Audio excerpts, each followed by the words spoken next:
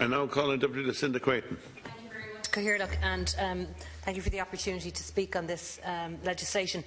I consider this to be hugely important.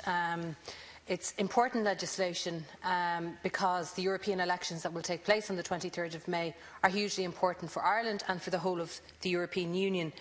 I think we often underestimate, and Deputy Aodhán Ó Ríordáin has actually, I suppose, alluded to this, we often underestimate the importance of the European Parliament and the importance of taking these elections seriously. And I suppose as citizens, as voters, just how important and heavily weighted our individual votes are. I've heard a lot of sort of hand-wringing, and expressions of disappointment about the fact that we are losing a seat in the Parliament, and I would share that to some extent. Obviously, numbers are important, and I would that we retained our 12 seats rather than reducing to 11. But I don't accept that that automatically means a loss of influence. I think it's up to us how influential we are in the European Parliament, and I have no doubt that Deputy Matthews will allude to this in a moment, because quality is in fact what matters an awful lot more than quantity. And, the European Parliament, in my experience, I spent a week of every month at a minimum there for the first 6 months of 2013, sitting in plenary sessions from 9 a.m. until midnight on occasion. I participated in committee meetings. I negotiated with the chief operators in the European Parliament on a whole range of files. And the reality is that the European Parliament is a parliament that functions extraordinarily well. It's a much better functioning parliament than this dysfunctional parliament, unfortunately, but fortunately for Europe, I suppose. And it is a place where merit actually matters, where committee chairs and rapporteurs on legislation and on policy have to actually know what they're doing. They will not get those jobs if they are not competent and capable of executing those tasks. That is not the case, as we know, in these houses, sadly. One example of that, going back a decade or so, was the election of Pat Cox, who was part of one of the smaller groups in the European Parliament, the Liberal group, who managed to rise through the ranks and, on the basis of his ability, his competence, became President of the European Parliament from a small country, from a small political grouping. That wouldn't happen, clearly, in these houses. So don't underestimate the calibre and the quality of individuals in the European Parliament. I see, I suppose, this legislation and the decision which was made by the Minister in setting out the terms of reference for the European Parliament Constituency Committee going back to last summer as a massive missed opportunity. A missed opportunity to really shake up how we select our representatives in the European Parliament and how we go about ensuring the best possible quality representation in the European Parliament, and I think that is unfortunate. I made submissions to the Constituency Boundary Committee at the time, setting out a range of options: the options of a national list system, the option of a series of single-seat constituencies. Of course, the option which I know others have raised would be a combination of both systems, where you would have a number of single-seat constituencies and a national list system, where people would actually be voting far more based on the national perspective, the national interest, and less on local concerns and geographical interest. And that is a real missed opportunity. I suppose, like a lot of things in this country, we're great at talking about political reform, we're great at talking about radical change, but when it comes to the crunch, we actually tend to dodge it and we miss opportunities. And it's interesting to note, I spoke on a platform with a former member of the Parliament, Brendan Halligan, who'd been well known to many people in this House, at a tribute and analysis to Dr. Gareth Fitzgerald a good number of months ago.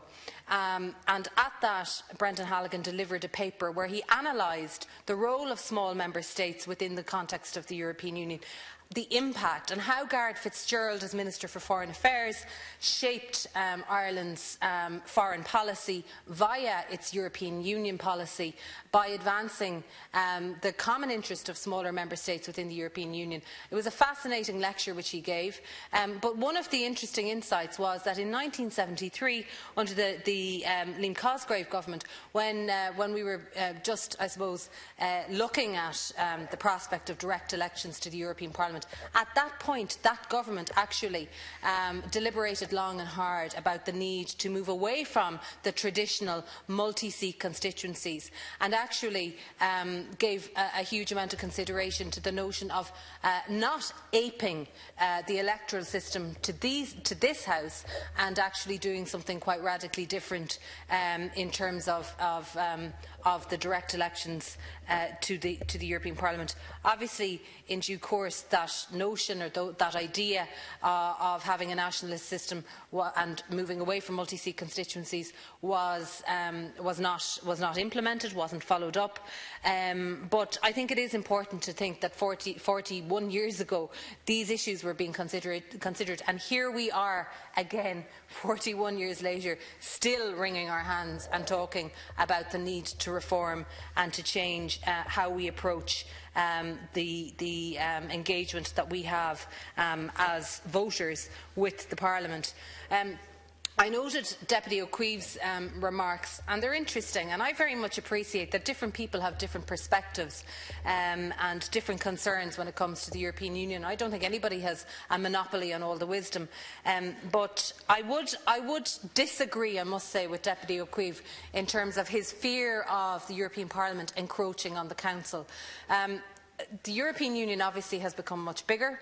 28 member states, and as he pointed out, with a range of member states, or aspirant member states, countries from the Balkans region and other parts of Eastern Europe and indeed Northern Europe, who would like to join the European Union in due course.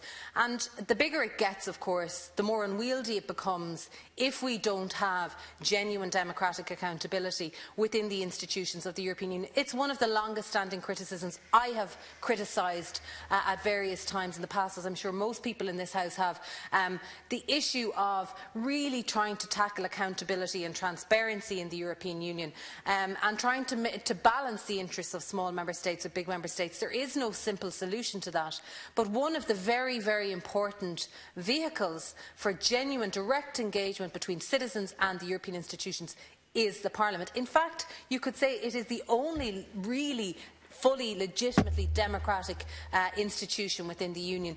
The Commission, as we know, is just a series of appointments. And you know, when we talk about quality and calibre and so on, our appointment to the European Commission is extremely important. It shouldn't be a political quick fix, as it has been in the past. It should be about ensuring we select the right person with the right credentials, the right qualities and capacity and capability to deliver for Ireland and for Europe around the table. But every member state is represented equally in the Commission, which I think is a positive thing. But on the other hand, the Commission, of course, is not accountable to the voting public across Europe. Nor is the Council directly accountable. Of course it is accountable because the Council represents the governments of each of the member states, but the only directly accountable institution is the European Parliament. And I think that we cannot underestimate or understate just how important that is. The European Parliament has obviously become far more influential in decision making since the Lisbon Treaty. I think that's a welcome, very, very welcome development. I know from my own experience that dealing with members of the European Parliament, particularly those who have real expertise in certain areas in finance, in economics and monetary policy and so on, they enhance the process. If you want to look at, for example, some of the solutions that have been mooted over the last number of years to the financial crisis, things like the establishment of the European Stability Mechanism, the proposal for Eurobonds, which has not yet been adopted, but I remain hopeful that it will be. They have all come from the European Parliament, not from the Council of Ministers and not from the European Commission initially. those ideas, those concepts, have actually come organically from the Chamber and from the committees of the European Parliament. So the Parliament has proven itself to be, I suppose, representative, to be perhaps more in touch with citizens' concerns, and to be very, very analytical in terms of its approach to policy making and legislation at EU level. I know, for example, when I was Minister for European Affairs, I spent a lot of time in the Chamber debating things like the regulation of ratings agencies, which is obviously critical in the context of the recent economic crisis, accountability for banks, bankers' bonuses. Some may say is populist, but I happen to think that it's relevant and important in the context of accountability to our citizens. All of those things have been enhanced, if not originated, in the European Parliament. So let's not underestimate how valuable the Parliament is. Let's not see it as a threat, but rather as a very, very important vehicle of legitimacy and democracy in the Parliament. I regret that we haven't been bold enough and that the Minister hasn't been bold enough to radically change how we elect our MEPs. The quality and calibre of our MEPs is so important from the point of view of this country and all member states of the European Union. We have some fine MEPs, we have some not so fine MEPs, quite frankly, and I hope that we will see an improvement in the overall performance and quality after the next elections. Thank you, Deputy.